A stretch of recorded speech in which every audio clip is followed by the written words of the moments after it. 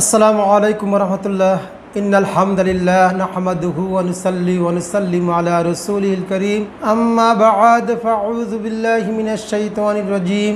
বিসমিল্লাহির রহমানির রহিম। প্রিয় দর্শক, রাসূলুল্লাহ সাল্লাল্লাহু আলাইহি সাল্লামের জীবনের যে শেষ কথা ছিল তা হলো আল্লাহুম্মার রফিকাল আলা। হে আল্লাহ, আমি ঊর্ধ্ব জগতের বন্ধুর সান্নিধ্য গ্রহণ করতে চাই। রাসূলুল্লাহ সাল্লাল্লাহু আলাইহি সাল্লামের জীবনে সুস্থ অবস্থা থাকাকালীন তিনি আর সময় একটা হাদিস বলতেন যে প্রত্যেক নবীকে আল্লাহ তাআলা তার জীবন থেকে বিদায়ের আগ মুহূর্তে তাকে এখতিয়ার দিয়ে থাকেন যে ইচ্ছা করলে তিনি এই দুনিয়া ছেড়ে আল্লাহর সান্নিধ্যে যেতে পারেন অথবা দুনিয়া থাকতে পারেন। যতক্ষণ পর্যন্ত এই এখতিয়ার না দেওয়া হয় ততক্ষণ পর্যন্ত কোনো নবীকে দুনিয়ার থেকে আল্লাহ তাআলা নেন না। রাসূলুল্লাহ সাল্লাল্লাহু আলাইহি সাল্লামের হায়াতের জীবনে তিনি এই হাদিসখানা প্রায় বলতেন।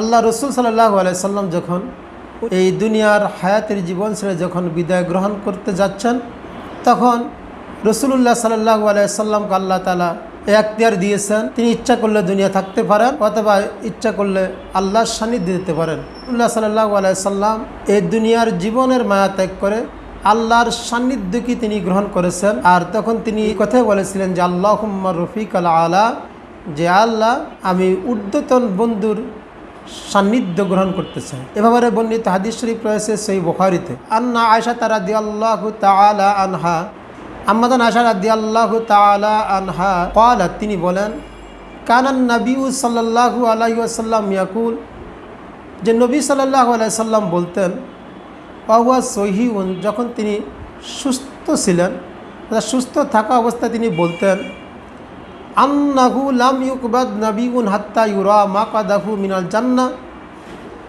যে ততক্ষণ পর্যন্ত কোনো নবীকে আল্লাহ তাআলা দুনিয়ার জীবন থেকে নিয়ে যান না যতক্ষণ পর্যন্ত তাহার জান্নাত যে আবাসস্থল সেই আবাসস্থল ঠিকানা তাকে না দেখায়। অর্থাৎ দুনিয়া থেকে নিয়ে যাওয়ার আগ মুহূর্তে আল্লাহ তাআলা প্রত্যেক নবীকে জান্নাতে তার আবাসস্থল সেই ঠিকানাটা আল্লাহ তাআলা তাকে দেখাইয়া দেন। সুম্মা ইউখাইয়ারু, অতঃপর আল্লাহ তাআলা সেই নবীকে এখতিয়ার দেন, ইচ্ছা করলে সে দুনিয়াতে থাকতে পারে অথবা তার যেই আসল ঠিকানা জান্নাতে সে আবাসস্থল সে যেতে পারে। আমাদের আয়েশা সিদ্দিকা রাদিয়াল্লাহু তাআলা আনহা বলেন ফালাম্মা নাজালা বিহি, অতঃপর রাসূলুল্লাহ সাল্লাল্লাহু আলাইহি সাল্লামের যখন জীবনের শেষ মুহূর্তে সে রোগ বৃদ্ধি পেল,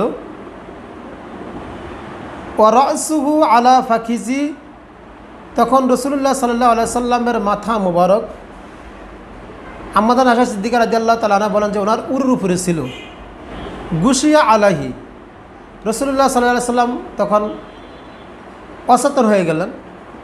সুম্মা আফাকা, অতঃপর আবার ওনার চেতনা ফিরে আসলো।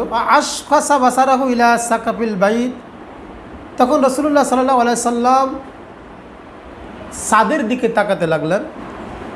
সুম্মা ক্বালা, অতঃপর বললেন আল্লাহুম্মা রফিকাল আলা, ছাদের দিকে তাকায় রাসূলুল্লাহ সাল্লাল্লাহু আলাইহি সাল্লাম বললেন যে আল্লাহুম্মা রফিকাল আলা, যে আল্লাহ আমি ঊর্ধ্বতন বন্ধুর সান্নিধ্যে যেতে চাই। ফাকুলতু, আম্মাজান আয়েশা সিদ্দিকা রাদিয়াল্লাহু তাআলা আনহা বলেন অতঃপর আমি বললাম ইজান লা আল্লাযী কানা ইউহাদ্দিসুনা, যে হাদিস তিনি আমাদেরকে বলতেন ওয়া সহিহুন, যখন তিনি সুস্থ অবস্থা ছিলেন। অর্থাৎ ওই হাদিস মানে ওই যে হুজুর সাল্লাল্লাহু আলাইহি সাল্লাম সুস্থ অবস্থায় বলতেন যে প্রত্যেক নবীকে আল্লাহ তাআলা যে তার বিদায়ের আগ মুহূর্তে তার আবাসস্থল ঠিকানা জান্নাতে যেটা সেটা দেখাইয়া দেন এবং তাকে এখতিয়ার দেন, ইচ্ছা শক্তি দেন যে ইচ্ছা করলে তিনি দুনিয়াতে থাকতে পারে, ইচ্ছা করলে তিনি আখিরাতকে পরজগৎকে তিনি কবুল করতে পারেন।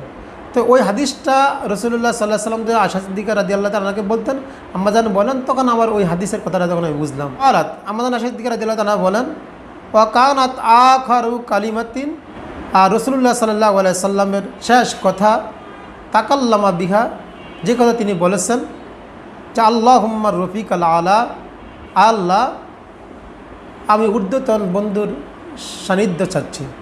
সহিহ বুখারী 2 খণ্ড 641 পৃষ্ঠায়। আল্লাহ তাআলা আমাদেরকে আল্লাহ তাআলার প্রিয় মাহবুব বান্দাদের অন্তর্ভুক্ত হয়ে আল্লাহ তাআলার সন্তুষ্ট নিয়ে আল্লাহর সান্নিধ্যে যাওয়ার তৌফিক দান করুক, আমিন।